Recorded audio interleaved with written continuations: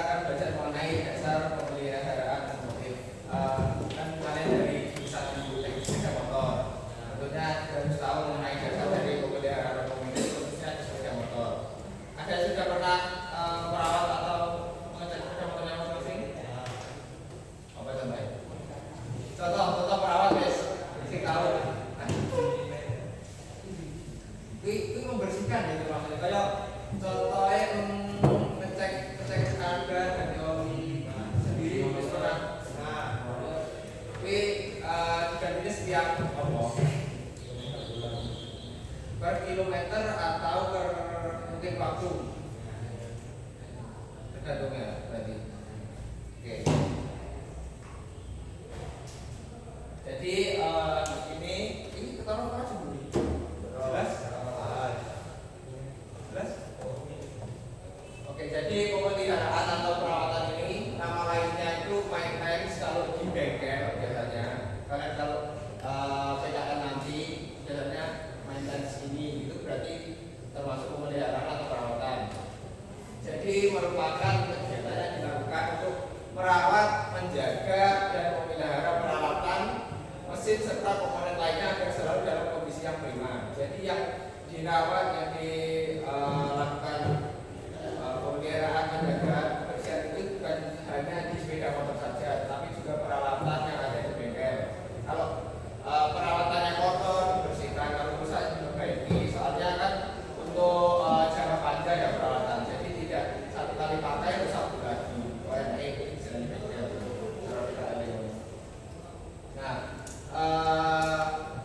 karena apa ya, di setiap pemakaian kan contoh mamane membersihkan itu latarnya roda, tahu latar bearing ya, bearing kan enak kemungkinan ya grisnya kan hitam. Tapi mamane diberi gawe ini obeng kan biasanya malah rumput kayak gitu obeng mie. Itu kan rutinnya harus dibersihkan loh. Nah, contohnya seperti itu. Jadi untuk menghindari kerusakan dan meminimalkan biaya perbaikan dan lain-lain.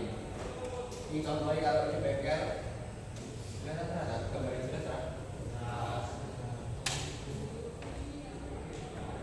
Ada yang punya bengkel? Kita sendiri ke bengkel ikut sama paman, apa kakek, paman.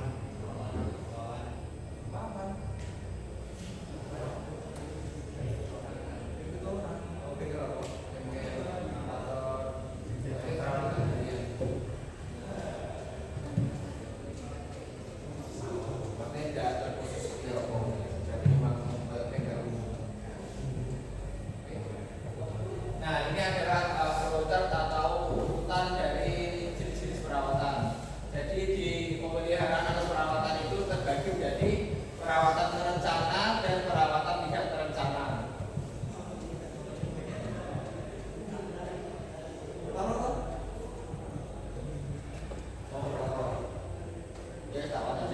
Jadi perawatan terencana atau nama lainnya planned maintenance dan perawatan tidak terencana atau unplanned maintenance. Jadi di perawatan terencana itu terbagi menjadi 3, yakni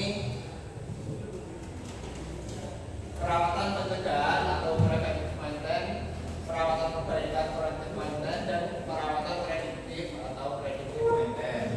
Dan untuk di yang perawatan tidak terencana ini hanya ada perawatan darurat dan tidak selalu ada atau tidak selalu dilakukan untuk perawatan darurat ini karena sesuai namanya perawatan darurat, jadi hanya saat darurat saja. Jadi ini untuk perawatan terencana atau planned maintenance. Perawatan terencana ini merupakan kegiatan perawatan yang dilakukan berdasarkan perencanaan yang sudah ditetapkan atau dijadwalkan. Jadi seumpama kalian punya satu sepeda motor, kalian sudah merencanakan minggu besok saya mau ganti oli. Terus direncanakan lagi setelah itu ganti olinya kapan, kalau sudah menempuh 2000 km atau memang itu sekitar 2 bulan tidak dipakai atau tidak diganti, terus lalu 4 kilometernya kita akan ganti setelah 2 bulan. Itu contohnya.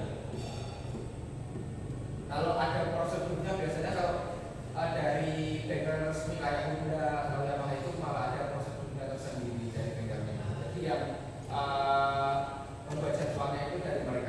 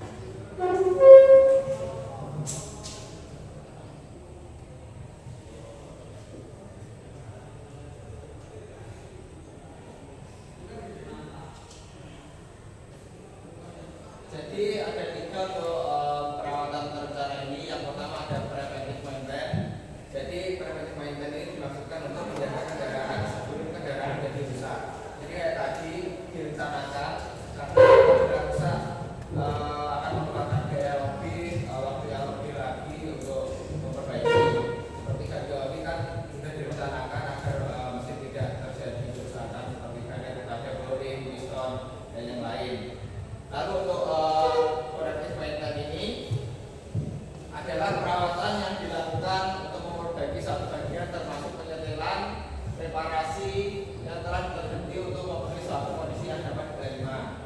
Jadi maksudnya itu untuk corrective maintenance ini contohnya adalah penyetelan led, karena tidak selalu penyetelan led itu dilakukan. Karena apabila sering dilakukan, mur yang ada di setelan led itu bisa dull atau longgar. Jadi penyetelan itu dilakukan sekitar, kalau di bengkel itu setahu saya di bengkel itu setiap 10.000 km atau 20 maksudnya, atau sudah kesana begini dari yang silinder ini kayak kisi-kisi ada itu sesuai nyetel setelan berat atau rangkaiannya. Jadi untuk memenuhi suatu kondisi yang tidak dapat diterima, coba itu lagi. Lalu untuk predictive maintenance ini merupakan perawatan atau pencegahan yang diarahkan untuk mencegah kegagalan atau failure itu kegagalan ya, untuk sarana dan dilaksanakan dengan memeriksa mesin pada saat waktu yang teratur dan ditentukan sebelumnya. Jadi sudah terencana dan hampir sama kayak preventif, cuma lebih diprediksi lagi. Seumpama mesinnya wis ini oversize, soalnya apa sini pistonnya sudah standar, berarti bisa kurang bisa ya. Itu berarti tidak sesuai dengan standar yang ada ini. Seumpama standar 2 bulan sekali atau 2000 km sekali. Mungkin enak sing sepeda sekarang panono, dan ini seminggu sekali ganti. Karena memang semakin panas mesin, semakin sering dibuat di RPM tinggi atau mungkin kebutuhannya sering dipakai itu, olinya semakin semakin masa usia pakainya pendek. Kalau encer mulai hitam, terus kalau usia terlalu panas jadi menguap, jadi kapasitas oli yang ada di dalam mesin itu berkurang. Selanjutnya ini untuk yang preventive maintenance adalah ada dua lagi, yakni perawatan rutin dan juga perawatan periodik. Nah, di perawatan rutin ini merupakan aktivitas pemeliharaan atau perawatan yang dilakukan secara rutin atau setiap hari. Bisa dilakukan sendiri di rumah, contohnya mengecek air radiator atau mungkin sistem kelistrikan kayak pencahayaan bel, sen, lampu utama, terus bersih mesin apakah bisa idle dengan normal atau tidak, ya kurang lebih seperti itu. Dan untuk yang perawatan periodik ini merupakan pemeliharaan dan perawatan yang dilakukan secara periodik atau dalam jangka waktu tertentu.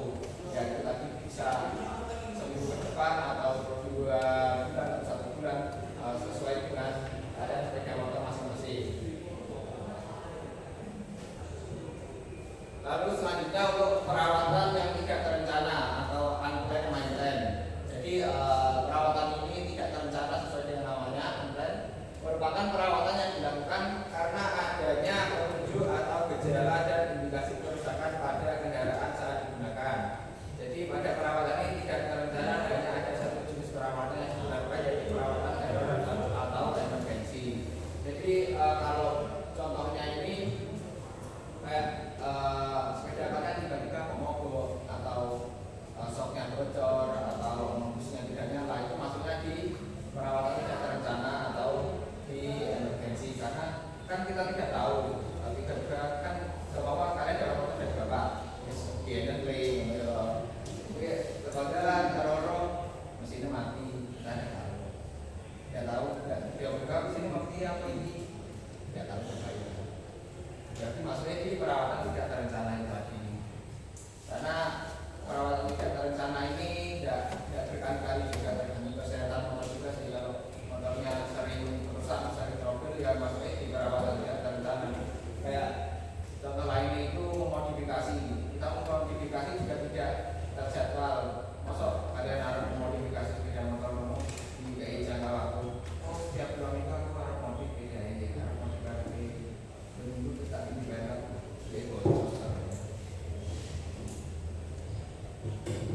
Oke, ada yang ditanyakan dari yang plan maintenance dan unplanned? Ada yang masih bingung? Nah,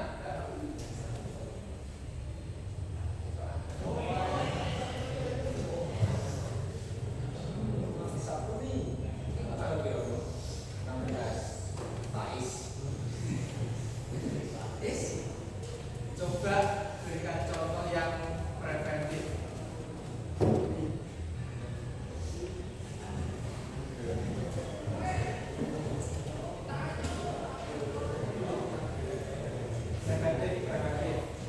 Misalnya sampai kok main konsolnya masuknya di flat maintain rencana.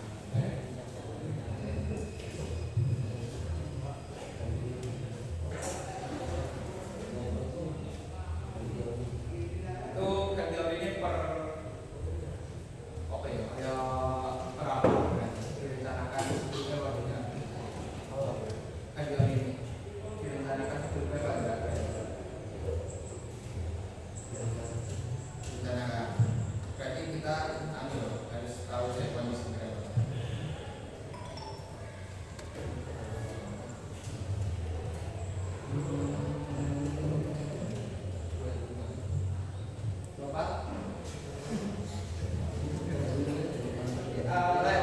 Korektif, coba korektif maintenance. Setelah kalau disebutkan urutannya setelah itu.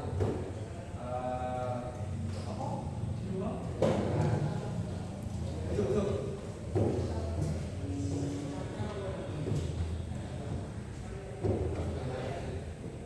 Oh iya, setelah preventif kan preventif, korektif, terus preventif, korektif apa?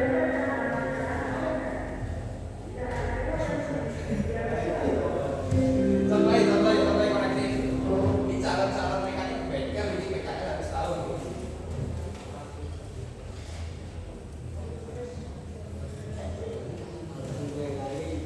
Mekanik bolong. Terus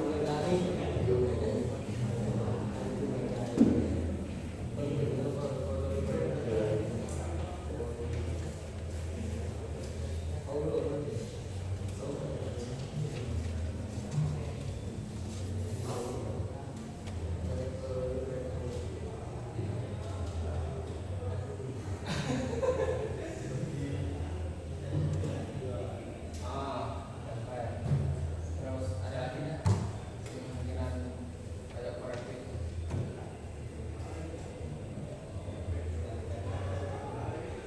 Iya berarti nanti ya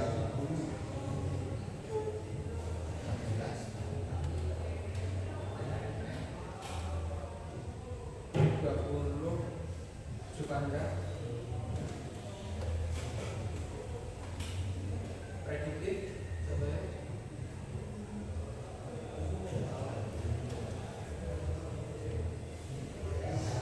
Prediktif berarti kan prediksi berarti contohnya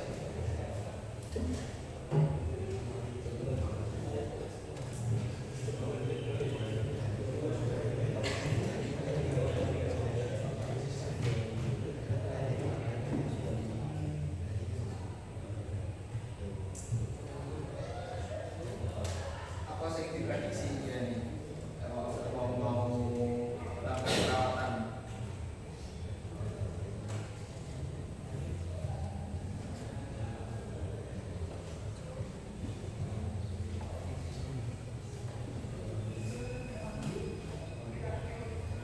Apa kemarin bisa bantu teman itu?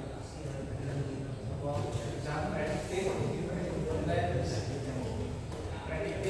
nggak bisa prediktif.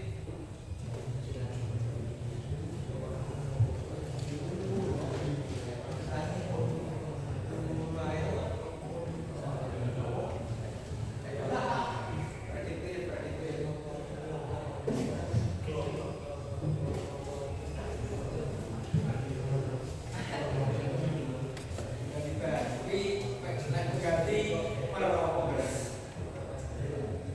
per kilo ganti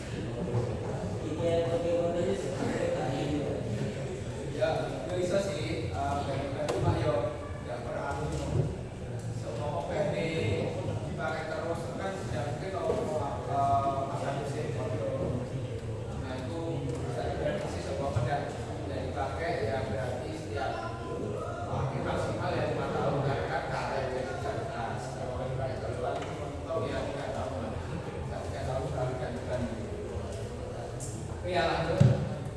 Kita masuk di pekerjaan pemeliharaan otomotif itu ada beberapa poin yang harus diperiksa.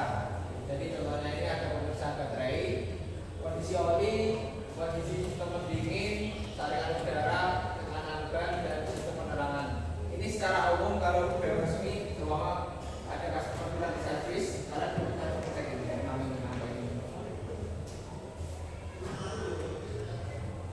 Nah, yang pertama ini adalah pemeriksaan baterai. Ada yang pernah periksa ampiran baterai motor masing-masing? Kayak pertegangan, blok air aki, itu berapa? Sama sekali.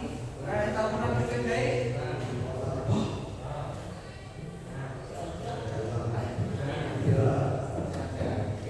Jadi pemeriksaan baterai ini merupakan pemeriksaan dengan alat elektrokimia yang berfungsi untuk menyimpan energi. Jadi yang dimaksud alat elektrokimianya adalah baterainya dan berfungsi untuk menyimpan energi listrik yang untuk energi kimia. Nah, setelah itu kan energi listrik yang disimpan di baterainya akan digunakan untuk menyuplai atau menyediakan listrik dan dibagikan ke sistem starter, sistem pengapian, lampu-lampu dan juga lainnya. Ayo dan fungsi baterai apa itu?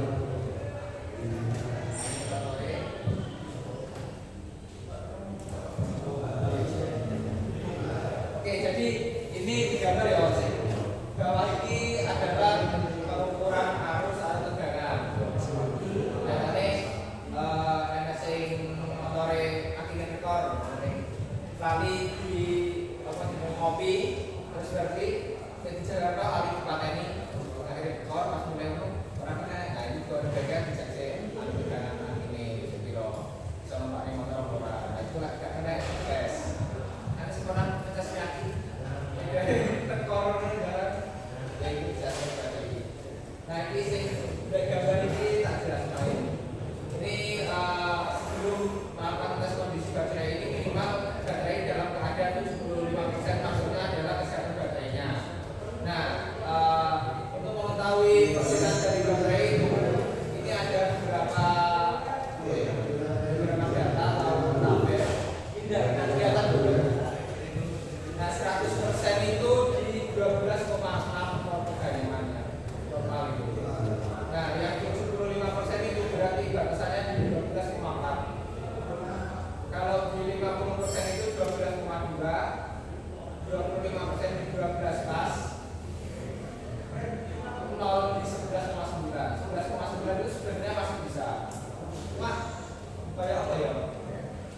Aki itu tidak bisa menerima pemesian dari mesin, tidak bisa menerima stroke. Jadi kita bisa mengikuti arus stroke, cuma tidak bisa menerima arus listrik. Itu. Nah, lalu selanjutnya adalah waktu setelah masukkan 15 detik. Jadi setelah kalian nyalakan sepeda motor itu ditunggu 15 detik dulu dari kalian cek. Dan baterai yang baik ini memiliki tegangan lebih dari 9,6. Kan tadi 11 ya. Ketika dinyalakan mesin nyala, nanti baterainya normalnya di 9,6 untuk mesin nyala. Untuk pengisiannya ya. Itu sisa loh, tapi turunnya dari aku.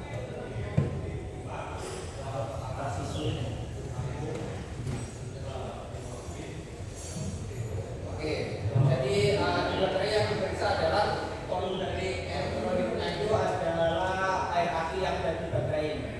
Ada yang tahu aki basah atau apa sih? Itu tidak ada. Kan ada jenis aki basah atau aki kering. Nanti lebih enak aki basah karena bisa diisi kalau aki kering dan kalau tidak enak cuma tujuh dari Indonesia ya. Terus ada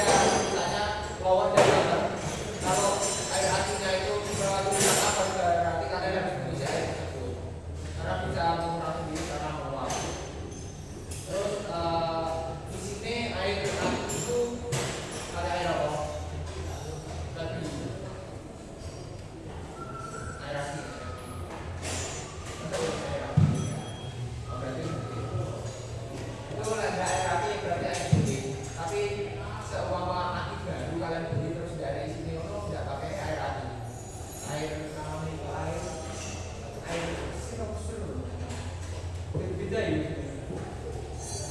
Misalnya di ini baru air.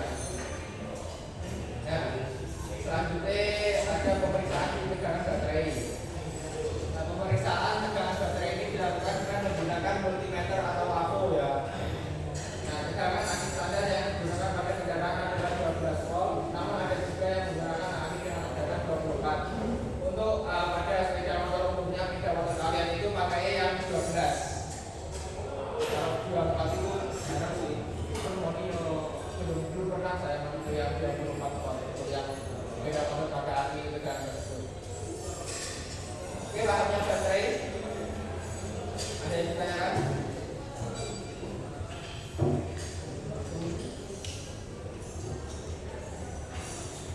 Nah, ini yang di batas level upper dan lower untuk pemeriksaan baterainya. Kalau di bawah level upper itu berarti kalian harus mengisi, dan kalau di bawah level lower itu berarti ukurannya terlalu banyak. Kalau bisa tidak boleh di bawah lower untuk airnya. Bisa masih bisa dipakai apabila di atas lower, cuma sebaiknya diisi saja. Itu daripada lupa. Oke, selanjutnya masuk di pemeriksaan kondisi oli. Nah, di pemeriksaan kondisi oli ini perlu kalian lakukan karena mesin kan bekerja terus berputar terus, artinya memerlukan volume untuk setiap besarannya ya. Jadi oli itu harus selalu dalam kondisi prima juga agar mesin kalian tidak timbul suara-suara aneh walaupun tidak diinginkan kayak tiba-tiba macet, pukul atau yang lain, yaitu dengan melakukan pemeriksaan kondisi oli pada kalian. Nah, yang diperiksa dari kondisi oli ini adalah volume oli, kuantitas oli, dan perubahan warna oli, karena setiap warna oli dilakukan pada perubahan warna. Nah, untuk pemeriksaan volume oli ini bisa ada yang bisa diulang setelah pemeriksaan.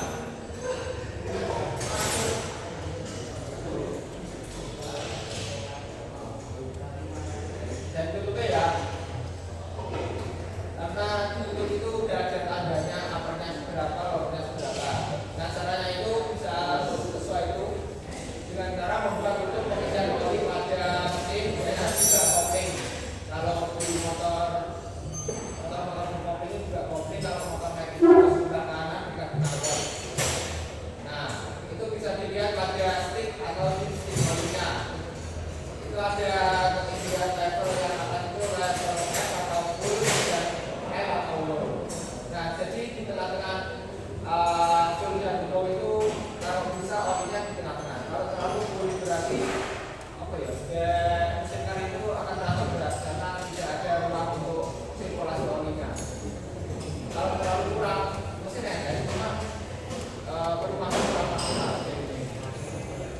Nah, seumpama kalian ganti oli di awal bulan April, terus pas akhir April atau awal Mei itu kalian ganti oli, olinya berkurang, berarti kemungkinan terjadi kebocoran atau oli yang kalian pakai itu menguap.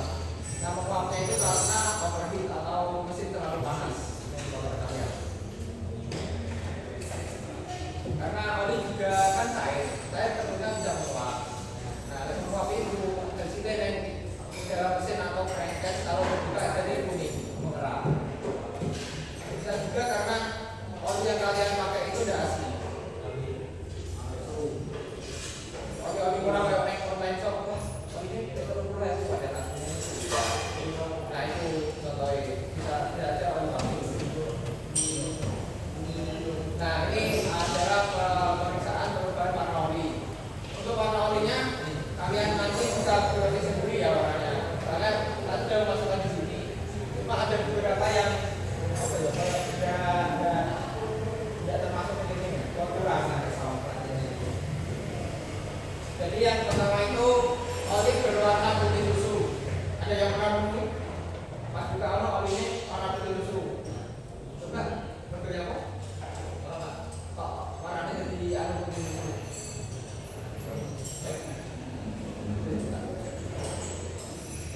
Kalau dari tahu jadi kan buka terus. Ini motornya terpendingin apa? Motor ini pak. Komisi Oli mesin atau oli kerja? Mesin ya.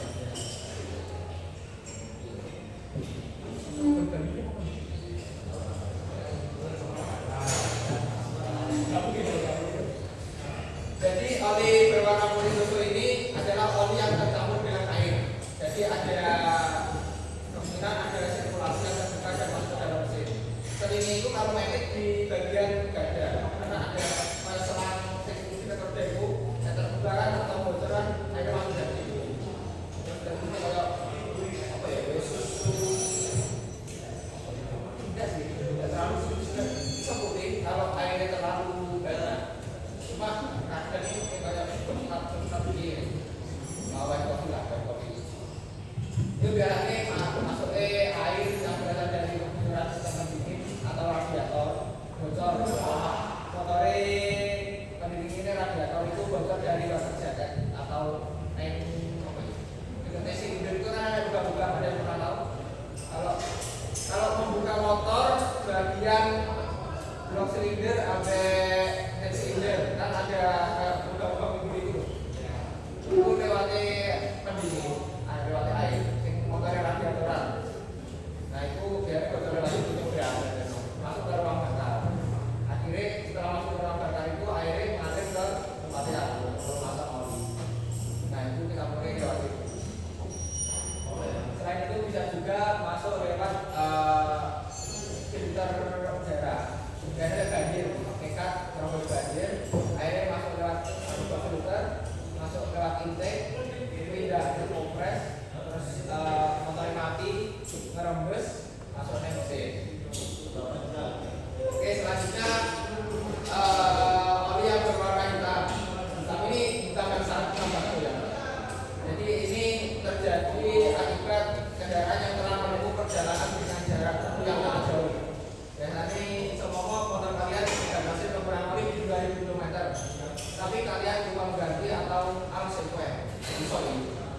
Untuk sampai 1000 km pas kalian buka itu oli ini terus yang memang hitam tidak sing kayak coklat enggak sangat hitam itu karena oli ini bisa dikatakan terkontaminasi akibat terlalu panasnya atau dengan apa ya gesekan yang terlalu sering di motor.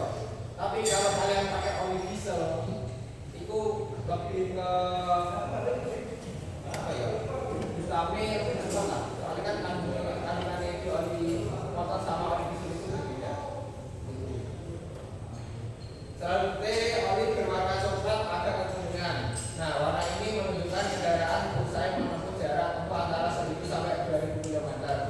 Nah yang warna coklat agak kekuningan ini masih normal ya. Jadi lihat itu selama kalian jangan tetap oli tangannya tidak terlalu nih. Tapi lihatnya kan kendaraan depannya coklat ini. Nah itu berarti normal. Memang jarak pakainya oli itu. Kalau sampai hilang berarti itu lebih jarak pakai. Atau mesin kalian itu berarti terlalu panas. Selanjutnya ada oli berwarna merah, biru atau hijau. Itu menunjukkan oli yang tercampur bahan bakar atau bahasa lainnya itu fuel dilution. Jadi bahan bakar itu masuk ke ruang pelumasan atau ruang oli. Kayak bahan bakar semua sepeda kalian lama tidak dipakai. Terus bahan bakar karbon kalian itu bocor atau apa ya? Bahasa lainnya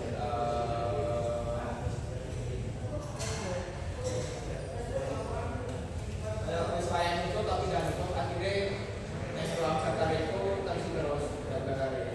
Nah itu akhirnya mengalir dari celah ring piston itu mengalir ke ruang bakar. Terus pas kalian tidak tahu itu kalian panasi. Nah akhirnya bahan bakar ambil ini tercampur.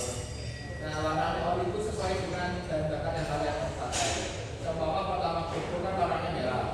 Itu berarti oli ini bakal bertani juga warna merah. Itu. Yang pertama berarti ya produk biru hijau. Nah selanjutnya ini ada oli berwarna kelabu atau abu-abu ini bercampur dengan serbuk bahan.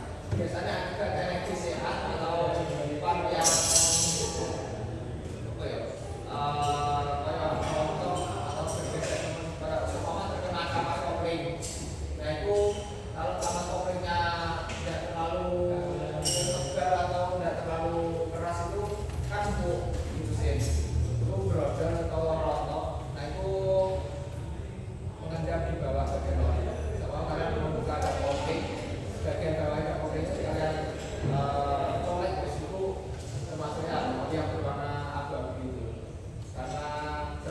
yang ada di bentarnya. Biasanya kalau normalnya mesin itu ya, itu serbu-serbunya masuk di penyaringan oli. Ada yang tahu penyaringan oli jenisnya apa ya?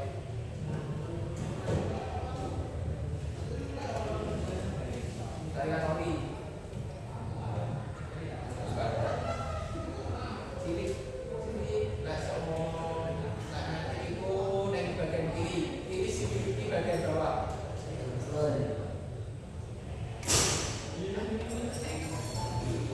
Berarti agak besar untuk CVT tadi. Nah seumpama motor kopling itu bagiannya di kanan, bagian dalamnya kan kopling, atau lagi motor yang ada Jupiter itu atau MX itu bisa dari luar, jadi tidak harus berapa kopling. Ada yang tahu? Bisa baik? Bisa motor. Terus yang mau kawan. Jadi filter oli itu ada yang dari kertas, ada yang dari kawan. Kalau dari kertas itu ada masa umur atau masa pakai ini, jadi harus diganti. Kalau yang dari kawan itu bisa dipakai terus, cuma harus dibersihkan karena menumpuk dan harus apa ya? Kalau di motor yang dari kawan itu biasanya harus pakai kopling untuk melakukan pembersihan. Nah ini adalah contoh yang kalau yang paling sini itu warnanya kayak putih susu yang tadi itu karena campur air atau cairan pendingin. Kalau arah sama berarti masih normal karena kan yang paling baru kalau pakai kurang lebih seminggu berarti mulai sama. Kalau yang 7 itu 67 waktunya untuk mengganti oli ya 67 itu karena itu berarti waktunya mengganti oli. Oke, ada yang ditanyakan tentang oli?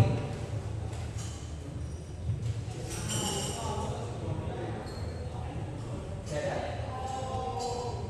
Selanjutnya, jadi selanjutnya adalah pemeriksaan kondisi sistem pendingin. Yang motor radiator siapa? Motor radiator. Sama sekali, masa beda apa beda itu? Kita dulu.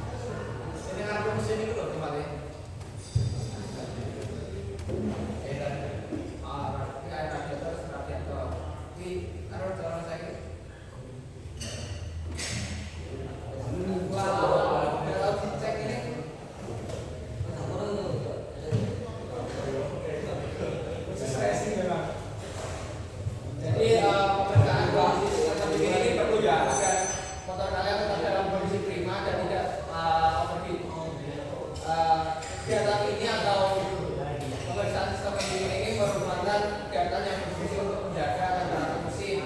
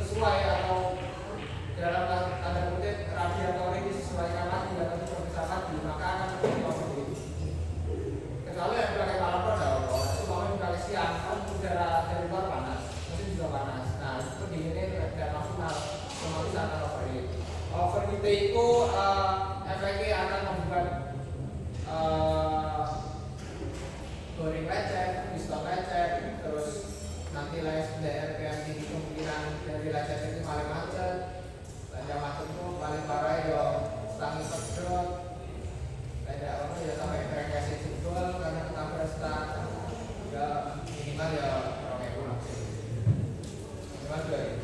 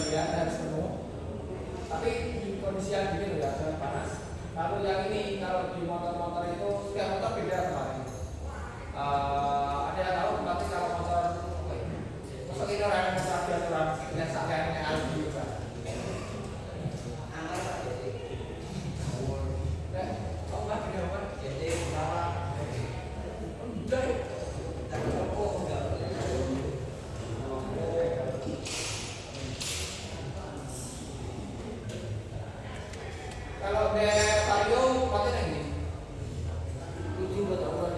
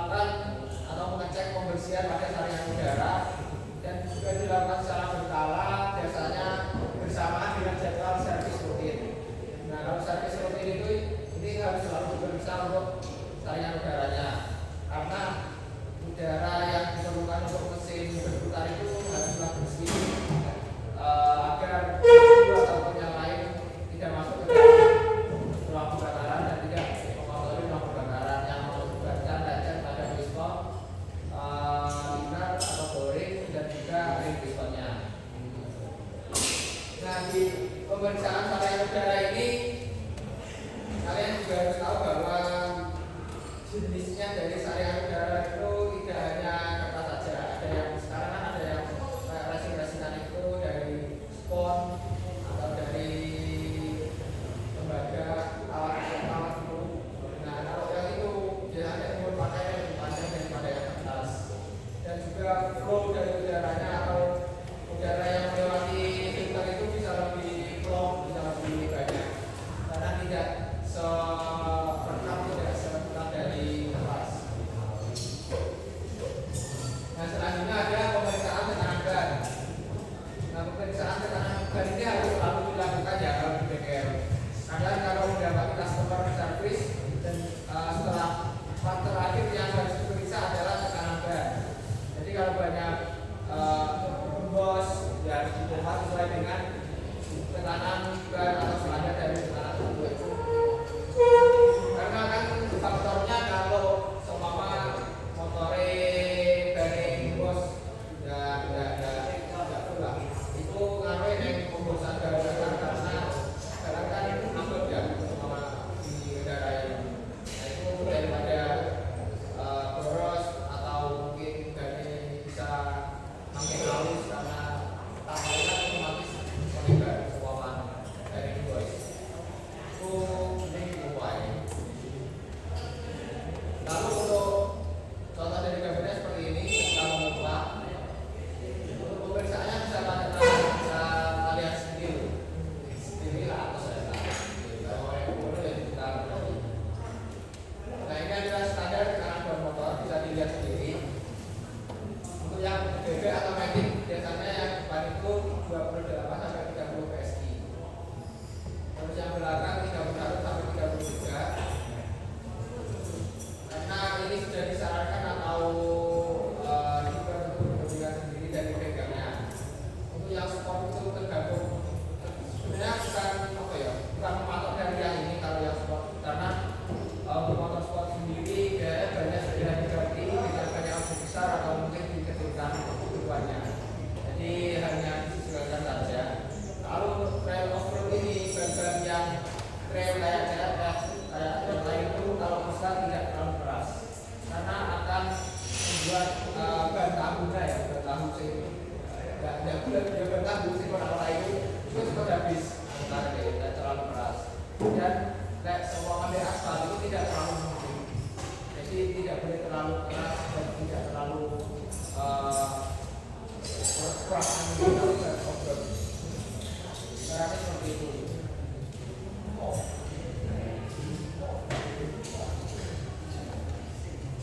Lalu selanjutnya yang terakhir adalah pemeriksaan dari sistem penerangan.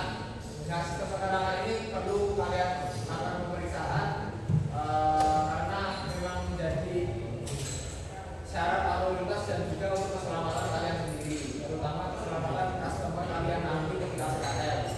Jadi pemeriksaan sistem penerangan ini meliputi keseluruhan lampu seperti lampu rem, lampu kepala, lampu senja, terus lampu sen ada belok dan lampu lain kayak lampu tambahan lampu plat atau lampu di indikator hidupnya itu harus dicek untuk pemeriksaan penerangan. Kalau ada yang mati dicek lampu lapnya atau arus listriknya.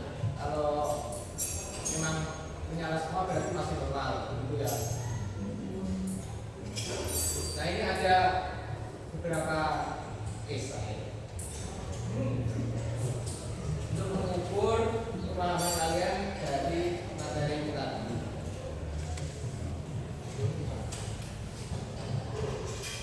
Ini lebih ke analisis dari kegiatan bahwa kalian berperan di bengkel teknologinya kalian jadi mekanis bengkel. Kalau diberikan masalah atau kurang lebih seperti ini, itu bagaimana kalian akan menjawab? Ini sudah saya lakukan sesuai dengan survei di kebanyakan bengkel. Oke, silakan dikerjakan berkurang di kertas saja nanti hubungan depan. Karena dari jawaban kalian nanti akan saya sesuaikan lagi untuk soal penilaian besok, soal ABC.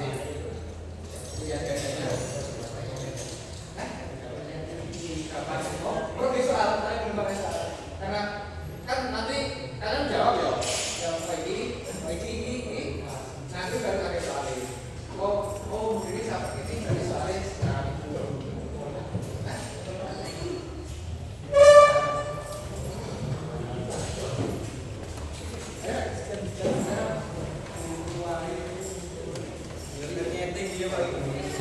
Ini lagi kayak kopi ya, kopi, tinggal biji, nyeting, kemudian jam terus.